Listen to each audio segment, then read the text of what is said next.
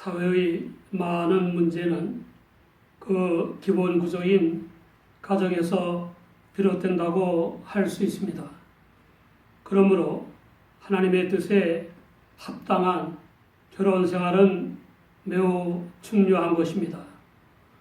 보다도 중요한 것은 결혼할 만한 인격과 자립 능력, 그리고 배우자 및 자녀와 더불어 결혼 생활을 해나갈 인격과 능력을 갖추는 것입니다.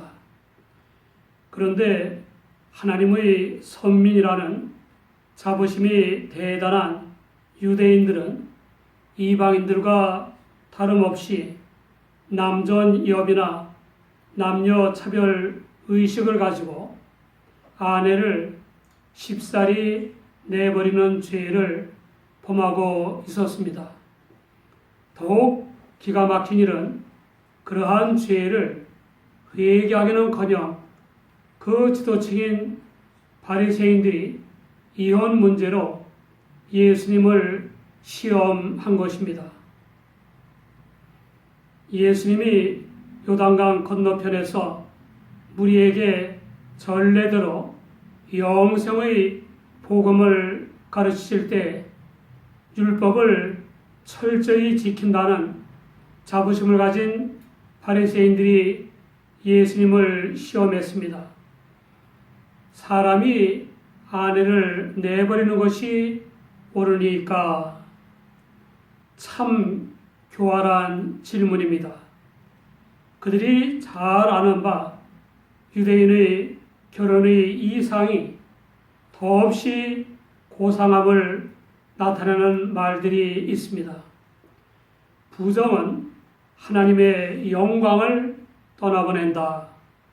유대인들은 우상 숭배, 살인, 간음을 하는 것보다 죽는 편이 낫다. 젊은 날의 아내를 버리면 제단이 눈물을 흘린다.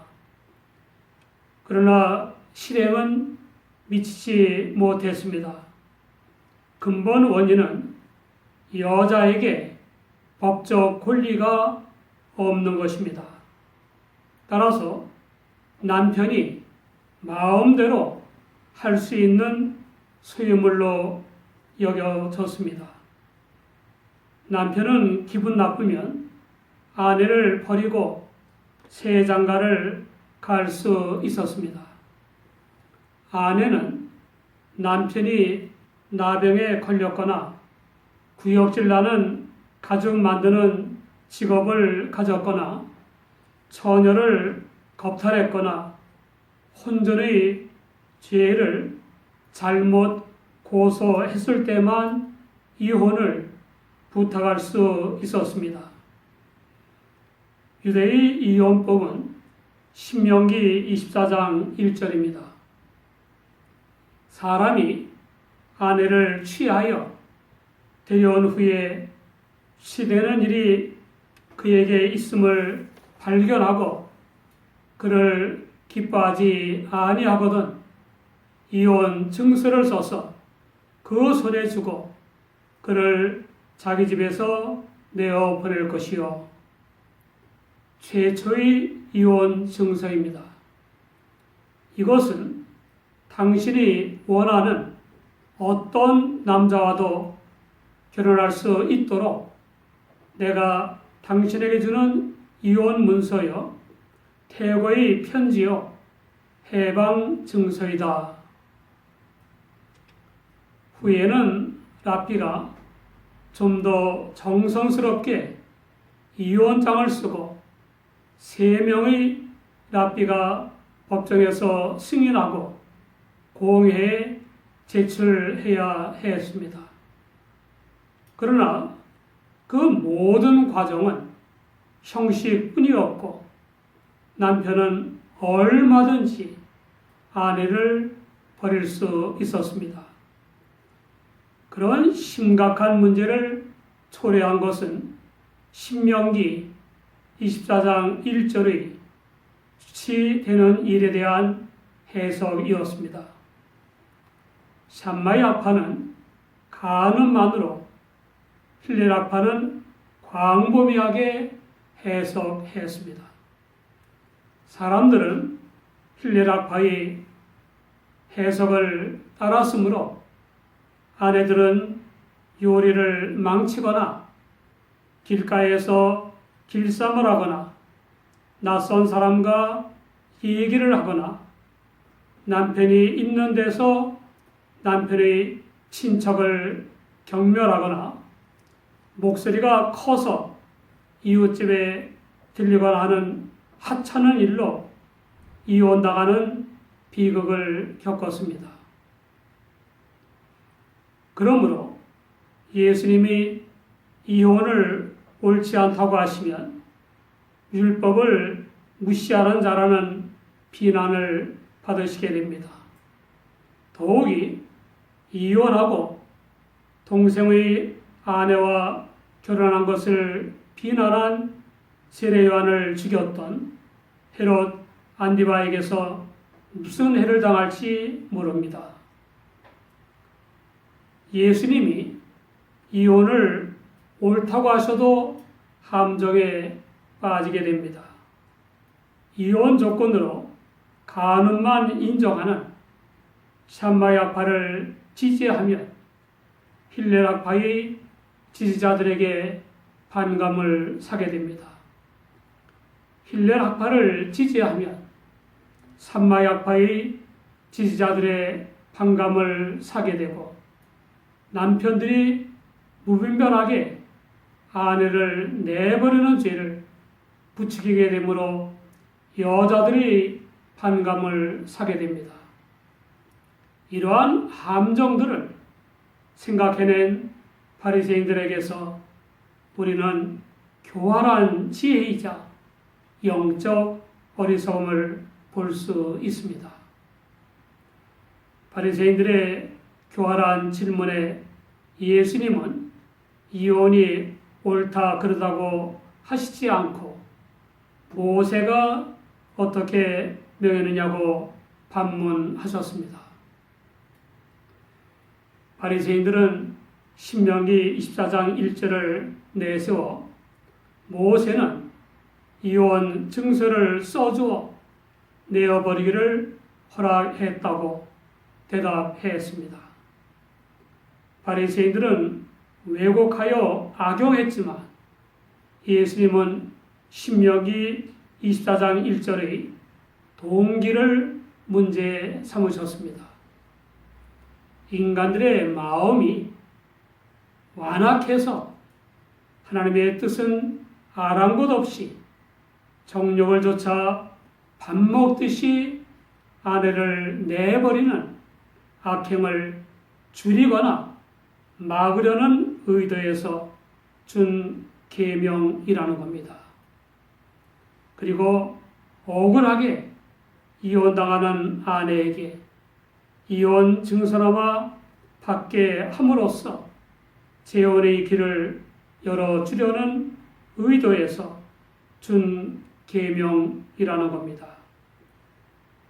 그러나 좋은 의도에도 불구하고 그 계명은 완악한 인간들에게 무분별한 이혼을 합리화하는 구실이 됐습니다. 문 목사님의 글인데 유대인들의 결혼관과 예수님의 결혼관의 중간쯤 되는 결혼생활에 대한 유머로서도 좋을 것입니다. 노부부가 공원 벤치에 말없이 앉아 있었습니다. 해바라기를 하는 노부의 얼굴은 평안함이 피어나오고 있었습니다.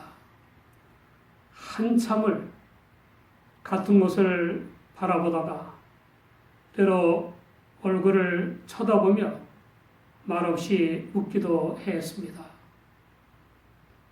말이 없어도 마음과 마음으로 대화하는 듯한 그들의 얼굴에 번지는 미소는 모든 것을 다 말하는 듯 했습니다. 그러다가 황혼이 물들 즈음이면 노부부는 손을 잡고 집으로 돌아갔습니다. 늘 같은 시간에 나와 앉은 노부부의 모습은 바라보는 사람들의 마음도 따뜻하게 만들었습니다. 곁에서 이들의 모습을 봐왔던 어느 교수는 강단에서 진정한 대화란 말이 없어도 마음으로 주고받는 것이라고 학생들에게 공감의 예로 들 정도였습니다. 어느 날 한 학생이 노부부에게 물었습니다. 할아버지, 아무 말씀을 안 하셔도 할머니의 마음을 아세요. 할아버지는 빙긋이 웃으면서 그렇다고 했습니다. 학생은 할머니는 왜 아무 말씀을 안 하시는 거죠? 할머니도 웃으면서 말했습니다. 말을 하면 싸워. 예수님은 하나님께서 창조 때부터 남자와 여자를 만드셨다고 하여 인간의 타락 전의 결혼에 대한 하나님의 뜻을 가르치셨습니다. 이 예수님의 결혼관에는 세 가지의 원리가 있습니다. 결혼의 첫 번째 원리는 부모를 떠나는 것입니다. 부모의 단절이 아니라 자립 능력을 의미하는 것입니다. 독립해서 반려자와 살아갈 수 있는 정신적, 사회적, 경제적 능력을 갖춰야 하고 결혼 생활을 하면서 계속 발전시켜 나아가야 합니다. 부부가 자립 능력이 있어야 부모도 공경할 수 있는 것입니다.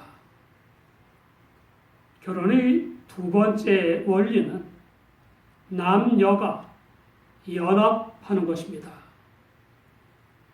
마태복음 19장 5절에 아내에게 합하여 라고 했습니다. 합한다는 것은 마음과 생각과 뜻을 무시하거나 예속시키는 것이 아니라 조화를 이루는 것입니다.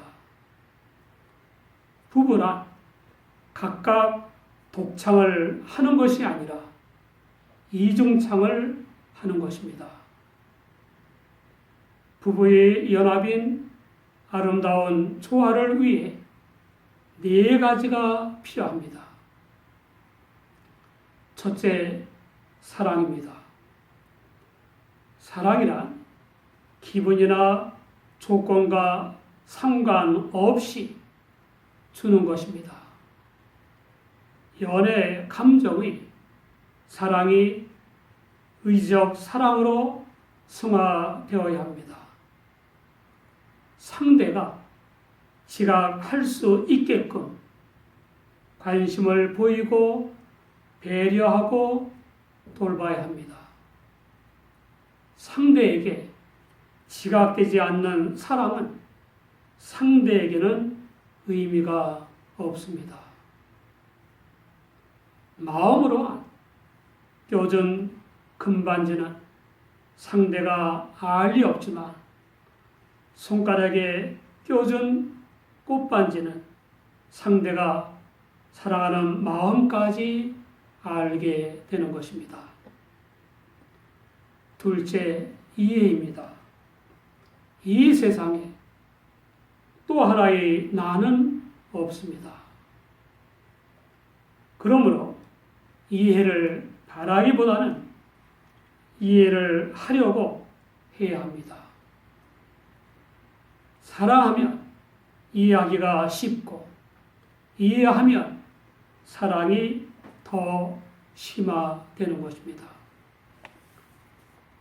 셋째 대화입니다. 이심전심이라는 말이 있지만 그래도 마음의 표현인 대화가 있어야 마음을 제대로 알 수 있습니다. 그래야 사람도 이해도 하기 쉬워지는 것입니다. 넷째, 인내입니다. 태어나 자란 환경과 기질과 성격 등이 다르기 때문에 결의 차나 갈등이나 다툼이 있으려니 해야 합니다. 연애 때는 애인이 나만을 위한 존재 같지 않았습니까? 그러실 때 그 생각을 버려야 합니다. 있을 수 있는 부부 싸움에 이겼다고 상받은 사람을 한 번도 본 적이 없습니다. 그러므로 부부 싸움은 사절인 시집과 처가집까지 들먹이지 말고 1절로 끝내야 합니다. 서로 다른 남녀가 만나 사랑하고 이해하고 대화하면서 조화를 이루어 나아가는데 꼭 필요한 것은 인내입니다. 결혼의 세 번째 원리는 둘이 한 몸이 되는 것입니다. 하나님의 창조의 방편인 부부관계를 의미하는 것입니다. 부부관계란 기쁨과 활력과 생기를 주며 서로를 밀접하게 결속시키는 것입니다. 부부의 성은 복입니다. 하나님께서 남녀를 짝지어 부부가 되게 하시고 축복을 선언하셨는데 생육하고 번성하라는 것입니다. 예수님의 말씀에서 우리는 결혼 제도의 신성한 의미와 남녀 동등의 의미를 읽을 수 있습니다.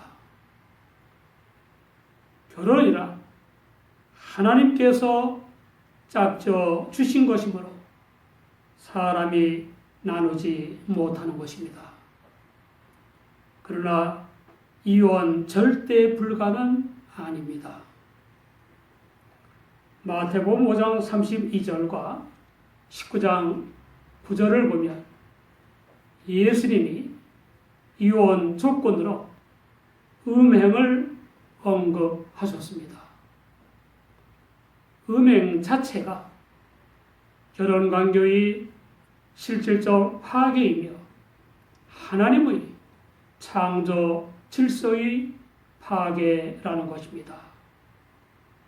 또 하나님의 뜻과 전혀 상관없는 계산적인 결혼이나 정략 결혼이나 강제에 의한 결혼이나 어쩐지 마음에 들어서 한 결혼 등등이 있다는 점에서 이혼 절대 불가라고 할 수는 없습니다. 하나님의 뜻을 떠나 부당한 이혼과 부당한 재혼은 간음을 행하는 것과 같습니다. 첨단 과학이 눈부시게 발달하고 있는 이 시대는 과거 어느 시대보다 더 많은 문제를 안고 있습니다. 사회의 병리 현상으로만 보고 사회적 처방만을 강구해서는 안 됩니다. 보다 더 먼저 사회의 기본 구조인 가정, 특히 하나님의 뜻인 결혼의 원리에 합당한 결혼 생활이 되어야 합니다. 애초에 하나님의 뜻인 결혼의 원리를 따라 결혼해야 합니다. 그렇지 못한 결혼을 했을 경우에는 하나님의 뜻인 결혼의 원리에 맞는 부부가 되려고 힘써야 합니다. 우리 모두 서로 자립 능력을 기르고 사랑과 이해와 대화와 인내를 하고 건전한 성을 누리는 가정을 이루어 나아감으로써 하나님께 영광을 돌리고 직장과 사회를 위해 기여하는 부부가 되시기 바랍니다.